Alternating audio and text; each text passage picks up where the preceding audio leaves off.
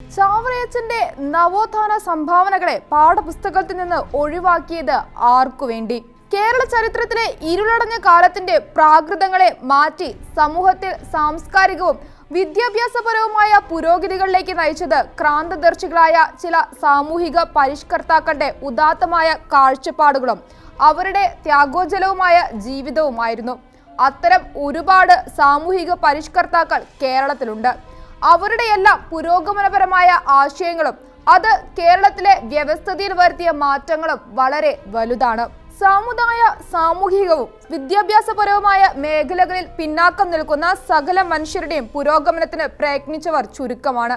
അത്തരക്കാരുടെ നവോത്ഥാന സേവനങ്ങളുടെ ചരിത്രം പരിശോധിച്ചാൽ അതിൽ ഏറ്റവും പ്രാധാന്യമർഹിക്കുന്ന ഒരു നാമധേയമാണ് ചാവറയച്ചൻ എന്ന പേരിൽ വിശ്രുതനായ വിശുദ്ധ ചാവറ കുര്യാക്കോസ് ഏലിയാസ് അച്ഛൻ്റേത്. കേരളത്തിലെ സാംസ്കാരികവും വിദ്യാഭ്യാസപരവുമായ പരിഷ്കാരങ്ങൾക്ക് തന്റെ സമർപ്പിത ജീവിതം കൊണ്ട് അനിതര സാധാരണവും നിർണായകവുമായ സംഭാവനകൾ നൽകിയ വ്യക്തിപ്രഭാവമായിരുന്നു ചാവറയച്ചൻ്റേത്. ചരിത്രത്തിന്റെ ഏടുകളിൽ തങ്കലിപികളിൽ മാത്രം കോറിയിടപ്പെട്ട ചാവറയച്ചന്റെ നവോത്ഥാന പ്രവർത്തനങ്ങളെ തമസ്കരിച്ച് അവയെ മനഃപൂർവ്വമായി കേരളത്തിലെ സാമൂഹിക നവോത്ഥാന ചരിത്രത്തിൽ നിന്ന് നീക്കുവാൻ കുറെ നാളുകളായി ചിലർ നടത്തുന്ന നീക്കങ്ങൾ അപലപനീയവും പ്രതിഷേധാർഹവുമാണ്. അത്തരം അവിശുദ്ധമായ നീക്കങ്ങളുടെ ഏറ്റവും ഒടുവിലത്തെ ഉദാഹരണമാണ് 7ാം ക്ലാസ്സിലെ കുട്ടികൾക്ക് പഠിക്കുവാനുള്ള കേരള പാഠാവലിയിലെ സാമൂഹിക പാഠപുസ്തകത്തിൽ ഉൾക്കൊള്ളിച്ചിരിക്കുന്ന നവോത്ഥാന ചരിത്രത്തിൽ നിന്ന് കേരളത്തിലെ ചാവറയച്ചനെ ഒഴിവാക്കിയത്. പാഠപുസ്തകത്തിലെ 8ാം അധ്യായത്തിലെ നവകേരള സൃഷ്ടിക്കായി എന്ന ഭാഗത്ത് കേരളത്തിലെ നവോത്ഥാന നായകന്മാരെ പറ്റി പരാമർശിക്കുന്ന ഭാഗത്തു നിന്നാണ് കേരളത്തിലെ വിദ്യാഭ്യാസ രംഗത്തും സാംസ്കാരിക രംഗത്തും ശക്തവും നിർണായകവുമായ സംഭാവനകൾ നൽകിയ ചാവറയച്ചൻ നിഷ്കാസിതനായിരിക്കുന്നത്.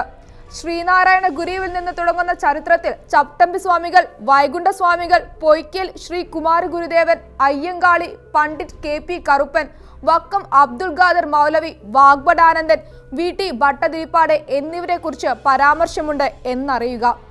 1856 ഓഗസ്റ്റ് 20 ജനിച്ച ശ്രീനാരായണ ഗുരുവിനേക്കാൾ 5 പതിറ്റാണ്ട് മുമ്പ് 1805 ഫെബ്രുവരി 10 ജനിച്ച് കേരളത്തിന്റെ നവോത്ഥാന ചരിത്രത്തിൽ വിപ്ലവകരമായ മാറ്റങ്ങൾക്ക് നാന്ദി കുറിച്ച യുഗപുരുഷനായ ചാവറയച്ചനെ കുറിച്ച് ഒരു വരി പോലും ആ പാഠ്യപുസ്തകത്തിലില്ല.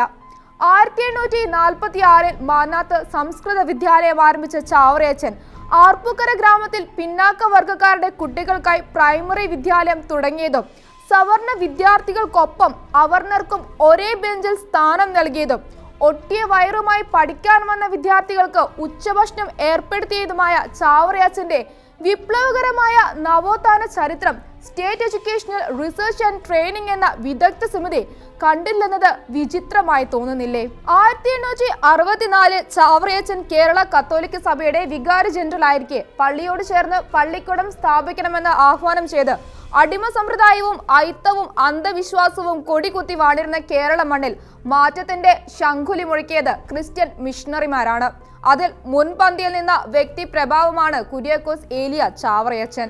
കേരളത്തിന്റെ നവോത്ഥാന ചരിത്രം തുടങ്ങുന്നത് വിദേശ മിഷണറിമാരുടെ വരവോടെയാണ്.